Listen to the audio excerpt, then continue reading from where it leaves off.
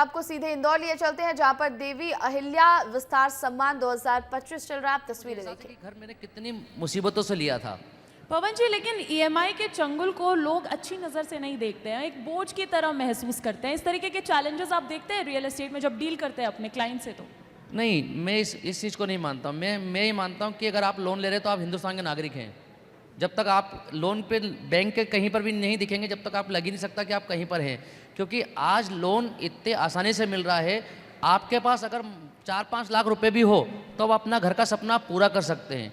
तो ईएमआई से कभी भी घबराना नहीं चाहिए। ईएमआई अच्छी चीज़ होती है। आप अपना एक बजट प्लान करें, घर के अंदर डिस्कस करें कि किसकी इनकम कितनी है, उसके बेस पे अपना एक ईएमआई प्लान करके आप लोन लेके अपना मकान का सपना पूरा कर सकते हैं। बिल्कुल बिल्कुल सही बात कह रहे हैं। और मकान का सपना किसका नहीं होता है। लवकांश जी से मेरा ये सवाल रहेगा। लवकांश जी, एआई का इंट्रोडक्शन रियल एस्टेट जैसी फील्ड में किस तरीके से होता है? बहुत आसान भाषा में विस्तार से हमारे यहाँ पर गेस्ट जो मौजूद हैं उनके लिए। सभी को नमस्कार। मैं रियल एस्टेट में 18 वर्ष से हूँ और अभी मैं कुछ वर्षों से आईटी फील्ड में भी काम कर रहा हूँ। एआई टेक्नोलॉजी का रियल एस्टेट में बहुत अच्छा उपयोग हो रहा है। हम लोगों ने एआई का उपयोग रियल एस्टेट में सिक्योरिटी को लेकर किया है। जो टाउनशिप की सिक्योरिटी होती है, सेफ्टी होती है, उसमें एआई का उपयोग लिया है। पर्टिकुलर जो भी हमारा प्रोजेक्ट होता है हम उसके ऐप डिज़ाइन करके उसमें एआई टेक्नोलॉजी का यूज़ कर रहे हैं, जो सुरक्षा की दृष्टि से बहुत अहम है।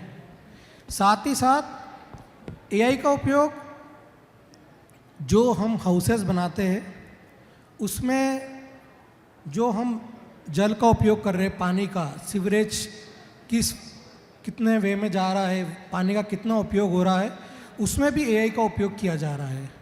तो एआई का उपयोग आज सभी इंडस्ट्री कर रही है और रियल एस्टेट भी इसमें अब आगे बढ़ रहा है। हम यहाँ से इस मंच से न सिर्फ इंदौर के विकास की बल्कि मध्य प्रदेश के विकास की भी लगातार बातचीत कर रहे हैं। लेकिन अगर बात की जाए दशरथ जी, मेरा सवाल ये रहेगा कि रियल एस्टेट के सेक्टर में कौन सा शहर मध्य प्रदेश में सबसे ज़्यादा प्रॉमिसिंग नज़र आता है, जहाँ पर विकास अच्छा खासा देखा जा सकता है? जब भी हम रियल एस्टेट की बात करते हैं वो सिटी या वो डिस्ट्रिक्ट हमेशा प्रॉमिसिंग नज़र आती है जहाँ पर पॉपुलेशन ज़्यादा हो। और जब हम बात करें मध्य प्रदेश की तो इंदौर ऐसा शहर है जहाँ आसपास के संभाग से सभी लोग यहाँ पर आते हैं। इंदौर आने का रीज़न एजुकेशन, जॉब, ये दो मेजर रीज़न है जिसके कारण आसपास के सभी शहरों से लोग इंदौर आते हैं। और जब पॉपुलेशन बढ़ती है तो वहाँ पर हमेशा रियल एस्टेट के बढ़ने के बहुत सारे अवसर होते हैं। बिल्कुल, विस्तार आपका अपना चैनल है, आम जनता की बात करता है। मेरा सवाल देवांश धारा रियल एस्टेट के सीईओ से रहेगा। पवन जी, मुझे ये बताइएगा कि आज मैंने सपना देखा कि मुझे रियल एस्टेट, मुझे ज़मीन चाहिए, मुझे घर बनाना है अपना, तो मैं क्यों आऊँगी देवांश धारा रियल एस्टेट के पास? आपका यूएसपी क्या है? मैं simple thing is a better thing. जितना सरल आप सोचोगे उतना सरल आप दूसरों के लिए ले जाओगे। तो सबसे पहले लोगों से आप सरलता से मिलिए। देवांश आपके लिए बहुत, देवांश धारा जो ग्रुप है हमारा, वो आपको आपके सपनों का घर या सपनों की प्रॉपर्टी बहुत सरलता से प्रदान करता है। मतलब ट्रांसपेरेंसी शुड बी देयर। पारदर्शिता ही जीवन का सबसे मूल मंत्र है। तो जब भी मेरे से, हमारे से या कोई भी प्रॉपर्टी लेने आता है तो हम उसके साथ पारदर्शिता पूरी रखते हैं कि ये प्रॉपर्टी कितने की। आप मार्केट से देख लीजिए, मार्केट से हमेशा आपको रेट कम मिलेंगे। सबसे बड़ी बात यह कि आप RERA upload person, RERA upload company और रेरा अपलोड प्रोजेक्ट्स पे आप डील कर रहे हैं। आपके पैसे की पूरी गारंटी है, आपको आपकी प्रॉपर्टी पूरी गारंटी से मिलेगी। मतलब बुकिंग से लेकर रजिस्ट्री तक की जवाबदारी देवांश धारा ग्रुप लेता है। और आपका जब घर हो जाता है उसके बाद उसकी नफ्ती कराकर आपका प्लॉट आपको पोजीशन देकर ही हम लोग फ्री होते हैं। उसके बाद भी हमारी कंपनी की एक टैगलाइन है कि हम ग्राहक नहीं रिश्ते बनाते हैं, तो आपका रिश्ता हमारे साथ जुड़ जाएगा। बिल्कुल, तो पारदर्शिता की बात कर रहे हैं। लवकांश जी, मुझे ये बताइएगा, एआई क्रांति एक तरीके से लाने की कोशिश कर रही है आपकी कंपनी, आपकी संस्था, लेकिन इसके साथ साथ जो एआई के साथ एक आलोचना जुड़ती है कि बहुत लोगों की नौकरी खा रहा है जैसे जैसे आर्टिफिशियल इंटेलिजेंस बढ़ रहा है। और इसी के साथ साथ रियल एस्टेट की भी एक तारीफ कह लीजिए, आलोचना कह लीजिए, लेकिन जब भी बात होती है रियल एस्टेट की, मेरे चाचा ताऊ रियल एस्टेट में है, तो अच्छा पैसा है, खूब पैसा होगा, बढ़िया बिजनेस होगा, वो एक एआई के इस्तेमाल से और ज्यादा पैसे कमाने की संभावना इस क्षेत्र में बढ़ रही है क्या? सीधा सवाल है मेरा। नहीं, एआई से पहली बात नौकरियों को कोई खतरा नहीं है। ये टेक्नोलॉजी हमें एक सुविधा देती है। इससे जो एक मानवता से जो मानव से गलती हो सकती है वो गलतियां कम हो जाती है, और इससे किसी प्रकार का जैसे सबसे बड़ा आता है कि टेक्नोलॉजी का उपयोग हुआ तो डाटा का उपयोग या दुरुपयोग ना हो। तो इसमें जो भी टेक्नोलॉजी का उपयोग करे उसका जो सर्वर है, उसका जो डाटा है वो वहीं पर रहे।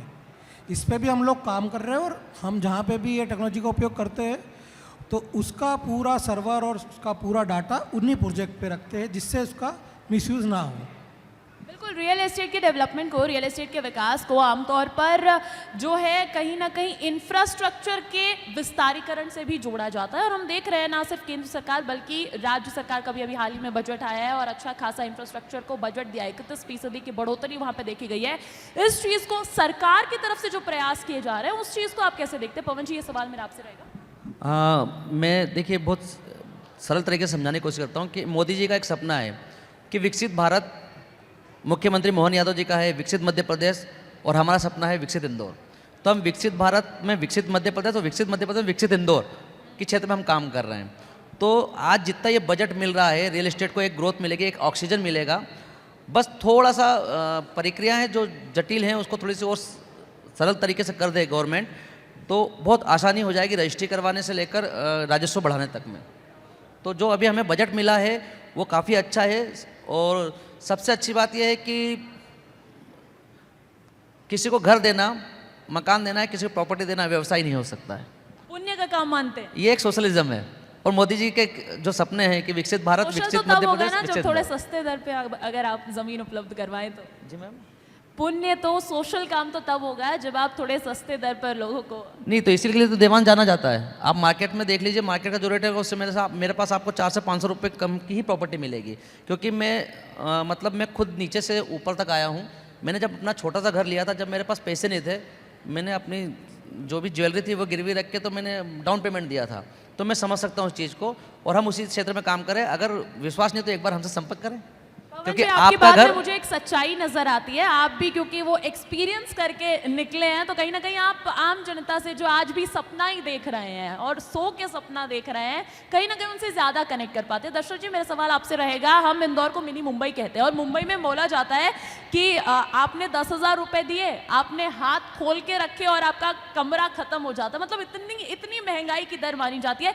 लेकिन इंदौर मिनी मुंबई है। अगर मेट्रो सिटी से कंपेयर किया जाए इंदौर को आज मौजूदा स्थिति में, तो क्या मानते हैं, क्या खामियां हैं, क्या और आपको वहां पर संभावनाएं नजर आ रही हैं? जब हम मिनी मुंबई कहें इंदौर को, तो ट्रू सेंस में कंपेरेबल तो नहीं है मेट्रो सिटी से। बहुत कुछ डिफरेंस तो ज़रूर है, बट जब हम संभावनाओं की बात करें तो संभावनाएं बहुत सारी है। जैसे हम बात करें मास्टर प्लान की, तो मास्टर प्लान बनते ज़रूर हैं, बट उस समय में, उस टाइम ड्यूरेशन में इम्प्लीमेंट नहीं हो पाते हैं जो मेट्रो सिटीज़ में टाइम पे ड्यूरेशन में इम्प्लीमेंट होते हैं। उम्मीद करते हैं कि जब इंदौर भी मेट्रो सिटी की ओर अग्रसर हो रहा है, तो उसी तरह से, जिस तरह से मेट्रो सिटी में काम होते हैं, उसी तरह से इंदौर सिटी में भी ये सभी काम उस तरह से टाइमली इम्प्लीमेंटेशन हो।